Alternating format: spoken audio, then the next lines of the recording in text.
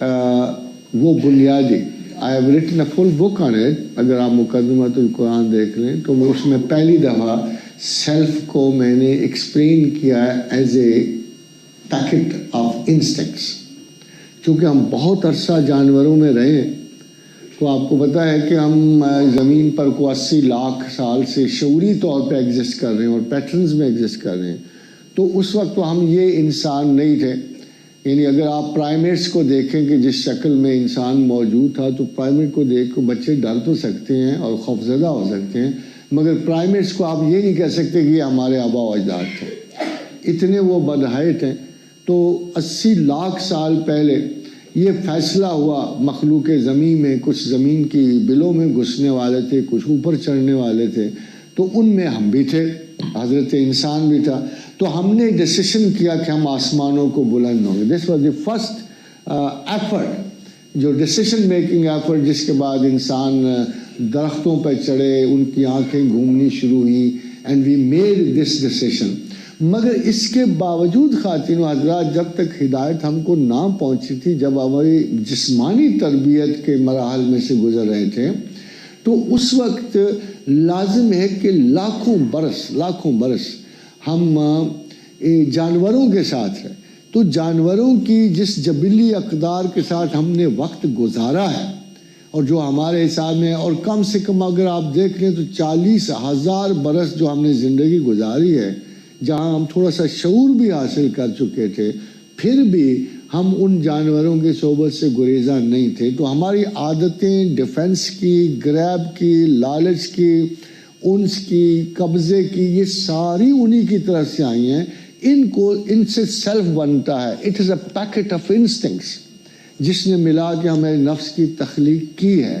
مگر ان کے اوپر پھر عقل کی حکمرانی اللہ نے آدم علیہ السلام کے ذریعے انسان کو دی، اور پھر ان میں فرق. مگر یہ نفس جو ہے ہمیشہ ہمیں ریٹروگریشن اور نیچے کی طرف لے جاتا ہے. یہ مہذب ترین بھی کیوں نہ ہو، پھر بھی یہ ریٹروگریشن کو جاتا ہے.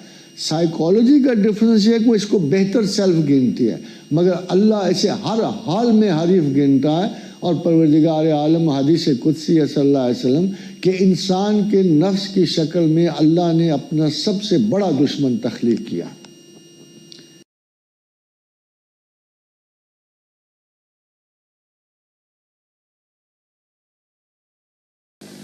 اور ایک سیلف جو ہے جو پرانی خصلتوں پہ قائم ہے، باربرک ہے، اینیملسٹک ہے، اور اپنی خصلت چھوڑنے میں کبھی بھی راضی نہیں ہوتا.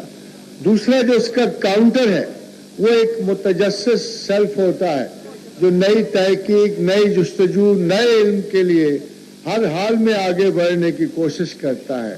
اور ہوتا تو وہ سیلف ہی ہے، مگر کبھی کبھی اس کی ایک جنگ جو ہے اینیملسٹک سیلف سے، حیوانی سیلف سے اس لیے شروع ہو جاتی ہے کہ وہ جو زیادہ بلیغ سیلف ہے، فصیح سیلف ہے، وہ اس حیوانی سیلف کو اپنے راستے کی رکاوٹ سمجھتا ہے. مگر جو لوگ سیلف سے مکمل نجات حاصل کرنا چاہتے ہیں، وہ ان کا اصول ہی کچھ اور ہے. وہ یہ جانتے ہیں کہ بنیادی طور پر سیلف کی کوئی صورت بھی اللہ کو قبول نہیں.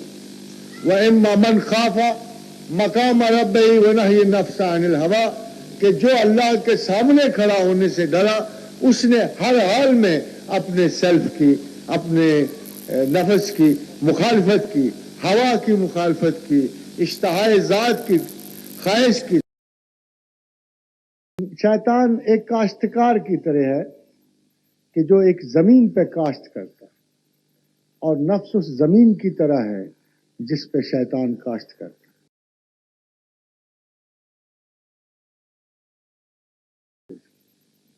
تو یہ اسٹریٹجی بدلتا اور نفس تکرار کرتا. نفس اسٹریٹجی نہیں بدلتا، وہ اڑیل ہے، ضدی ہے، ایک ہی چیز بار بار لاتا ہے اور اس کو پوزیشن بنا دیتا ہے، آبسیشن بنا دیتا ہے، سائیکوسس بنا دیتا ہے اور ریپیٹ کرتا ہے. اور اس کا علاج بھی اس ریپیٹیشن کو توڑنا ہے. اور صوفیہ اپنی تھنکنگ سے ایک تیسرا سیلف کریٹ کرتے ہیں جو ہر صورت میں نفس کی خوبی اور اچھائی دونوں پہ بڑے کرٹیکل نظر رکھتا ہے.